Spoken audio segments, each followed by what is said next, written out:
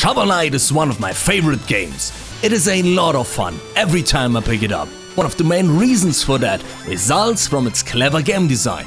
At first glance it seems like the game abandons us and we have to figure out everything on our own, when in reality clues, happy accidents and puzzles guide our way through the stages. Figuring out what to do becomes a challenge and finding the solution is rewarded with enjoyment. Let me walk you through the first stage of Shovel Knight and explain where clues are hidden and certain parts are designed the way they are. I will also address some underlying learning mechanics and point out which parts I think needs a little rework. Welcome to Shovel Knight. Screen fades to black and transitions into the game for Shovelry. Shovel Knight jumps from the left into the screen and raises his shovel, accompanied with a triumphant jingle. Now the music starts and we are on our own. Okay. What are we dealing with? On top of the screen we can see 4 categories: gold, item, life and boss. What are those? How do they work? We have to figure that out ourselves. But there's just enough information to keep us curious. Gold? Can I go shopping? What can I buy? And where? What is item? We'll see. Life means I can perish, I guess. But what threats are there and how much of my life will they take? Boss? Where's the big cheese? Just like in Castlevania for NES in the year 1986. The only difference? Castlevania came with a booklet explaining the screen. The Shovel Knight developers did a great job providing the optimal amount of information. Imagine we would project the description, like in the Castlevania manual, onto the screen. That is just too overwhelming. Or we have to read and click through every single one after another. That is an avalanche of information, which we do not even need. We don't have any gold or item yet, and there's no boss in sight. Furthermore, figuring out on our own how to play the game is a rewarding experience. The game gives us the freedom, the autonomy to proceed on our own accord. Every little task we face is like a small challenge that provides us with a sense of an achievement with fun once we met it. Okay, we familiarized ourselves with the screen. Let's find out what to do. So, Shovel Knight jumped from the left to the right into the screen. That is a hint that we shall keep doing that. In Super Mario Bros. 1985, the direction of the movement was mentioned in the manual. Yes, there was a time when it was not obvious where to move in the platformer. Shovel Knight uses the approach show, don't tell. Additionally, if we look to the right side of the screen, there's a pile of dirt that shines. Wait a second, there's something in there. Maybe gold? Like the label on the top suggests. So we are clearly supposed to be lured by the prospect of wealth to move to the right. First challenge, figure out how to walk. Like Aaron from Game Grumps said once, it is one of these buttons. I don't remember which one. I mean, there's there's 6 buttons, just try them all. This is an important point. Please keep that in mind. We'll come back to this later. We calmly press one button after another on our controller in sequence and figure out 3 things. We can move with the D-pad, we can jump with A and shovel with X. Usually I like to be introduced to the controls, but apparently there are only 3 actions, so I don't really mind. Make our way to the dirt pile to extract the hidden treasure.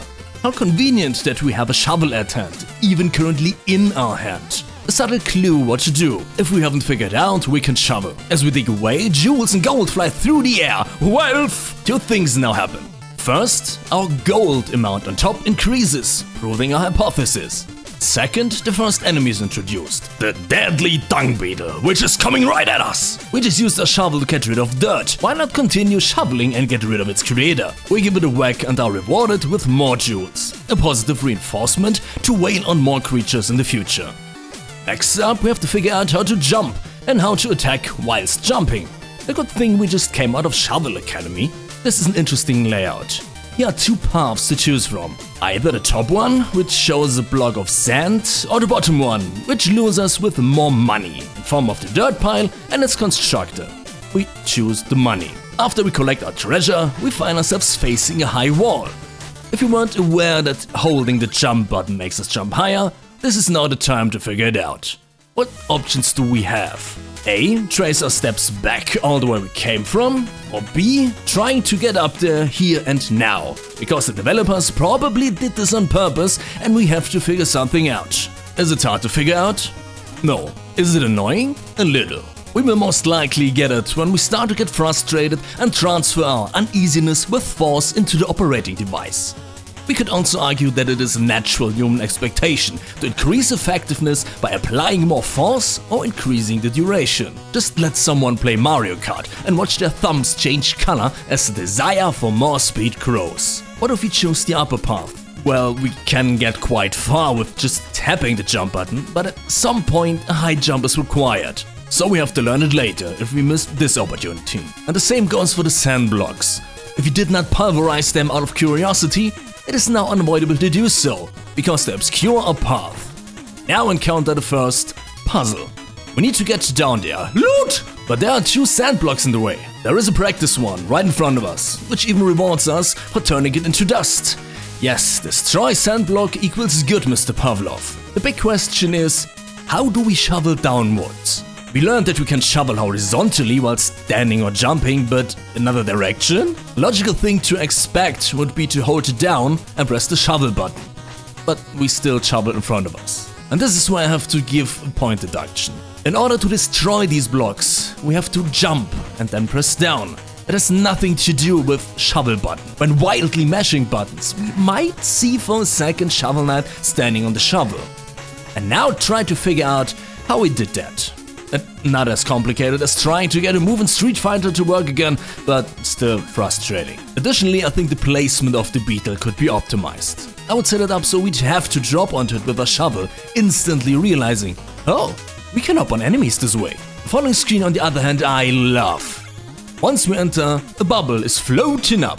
We just learned how to destroy sand blocks, but there was one more thing. If we paid close attention, we can see that we also bounce when we land on an object with our shovel. Even if we didn't notice, I still think almost everybody just ran, jumped onto the bubble and nabbed the platform. The layout is just so perfect.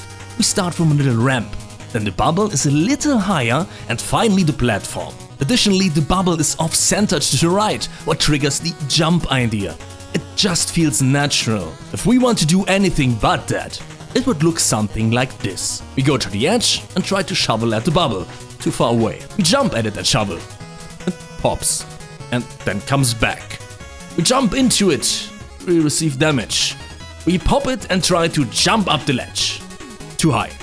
Even with the high jump. What is the only thing we haven't tried? Shovel jump on it. It is not about learning a new technique, but transferring the knowledge onto another scenario. And there's even more we learn. Screen transition does not have to be exclusively to the right. We moved as far as possible and we ran out of right. But there's something we know, a ladder.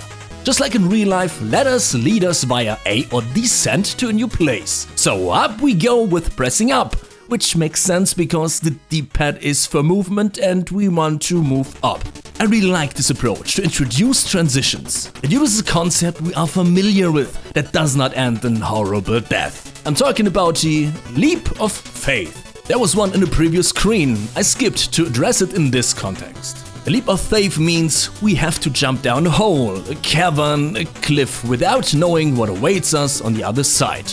Maybe another screen, maybe a bottomless pit, who knows. Self-preservation lies in the nature of humankind. So jumping into a possible death is the last thing I want to do. Did the developers actually expected us to walk into the light at the end of the pit? What happens if we do is, we perish. Who knew? We lose some gold and are resurrected at the beginning of the stage. When we collect the gold bags we saw, we regain some of our precious currency. Back to the ladder. The next screen introduces us to checkpoints, which we either recognize if we lost a life, or have to be curious about for a while until we do fall. To get to the next screen, we have to prove we understand the concept of ladders and are able to jump on moving platforms. The gems not only show us where to go, but also visualize how far we can actually jump. We start from the ledge, hit the apex at the gem, and land the same distance to the right. The middle gem, this might be a little far-fetched. We just have to jump up and realize we do not automatically follow the platform. I also feel unsure about the beetle. If we manage to run straight through, the beetle is at the edge of our landing platform, inviting us to shovel jump on it. If we wait one turn for the platform, we can just jump. Not only is there the possibility we still don't know we can shovel jump on foes, but also depending on the timing, we can just do a regular jump. Next up is our freshly acquired knowledge about jumping and platforms put to the test. Additionally, this is the debut of spikes, spiking up the ante if we fail. This time we do not have a guiding gem to and from the platform, making it a little bit more difficult.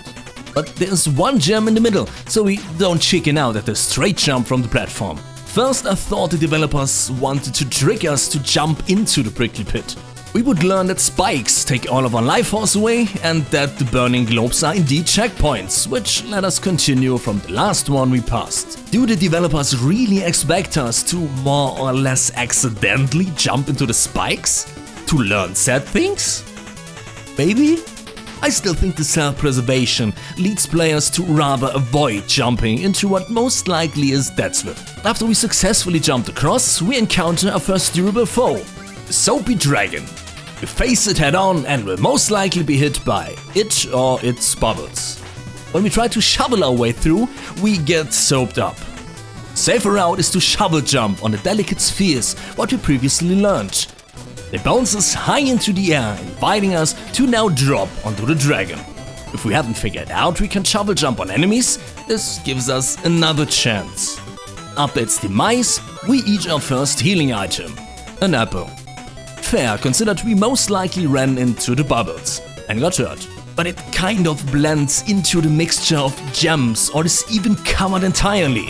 If we didn't get a glimpse of it falling down, we can easily miss it. Then climb down the ladder and maybe even without realizing it, screens can also transition downwards.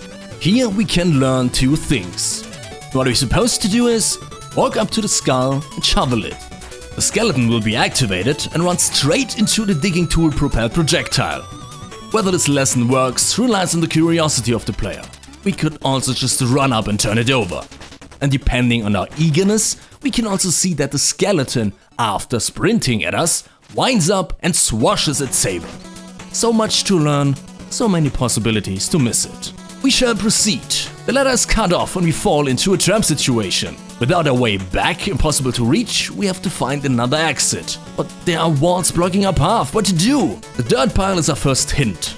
We have to shovel. The second one is introduced by Ernie. One of these things just does not belong. The little stone in the wall looks suspicious. Let's shovel it. And ta-da! The way is open. We ascend and face a wall without the stone. Shovel?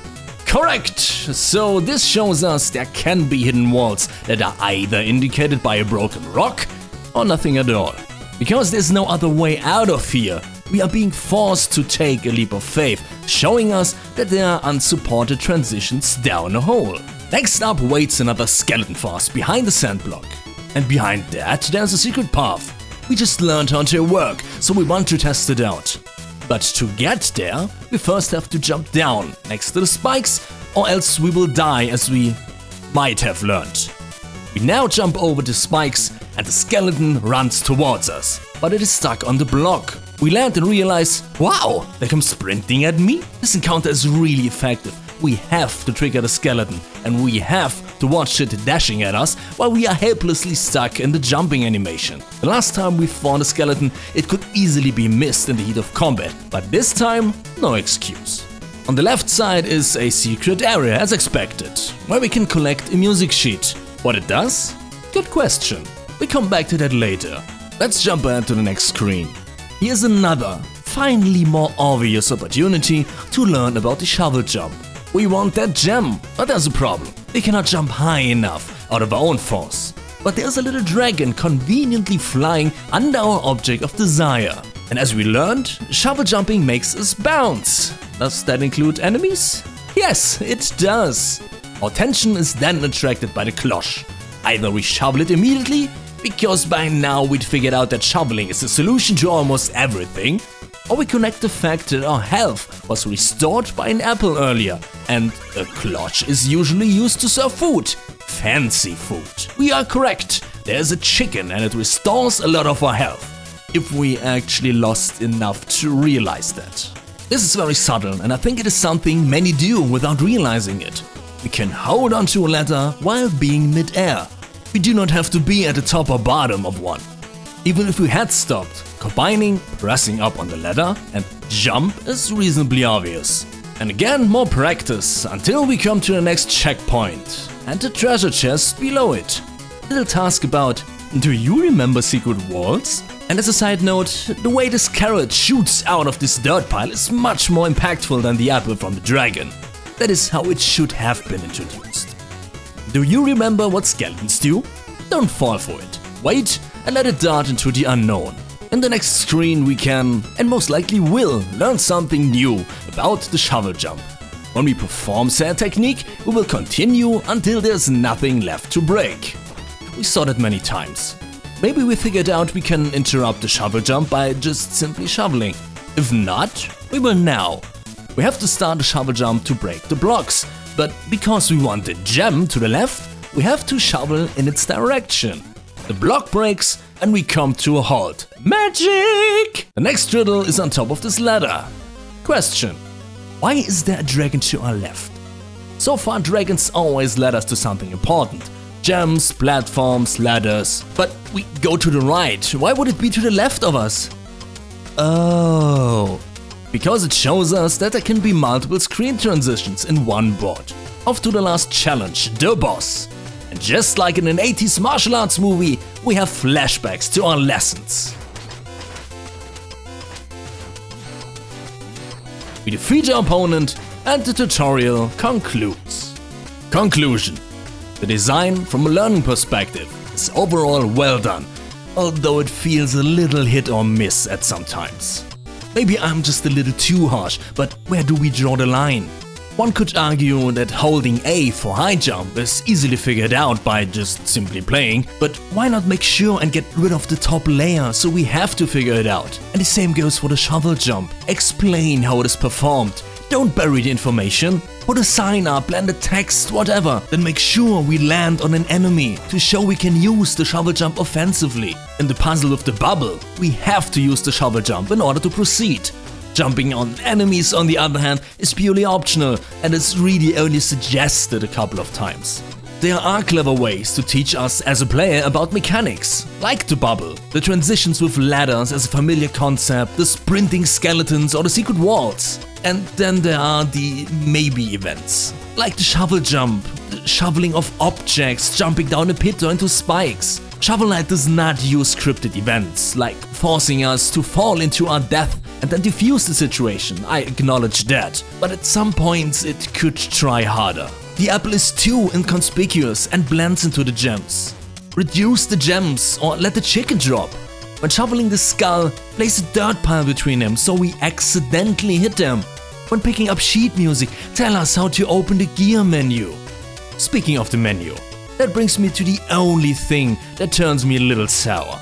The inconsistency of how the controls are introduced. It is a bit of a pet peeve of mine, but Shovel Knight pushes the limits a little too much. I thought it was daring to let players figure out themselves how the controls work. But literally the next stage after the tutorial, we are greeted by a soldier who tells us to use up to talk to villagers. And then there's Chester in the same stage, who sells us usable items. Upon purchase, a description box opens, telling us about the properties of the item as well how to use it, controller-wise.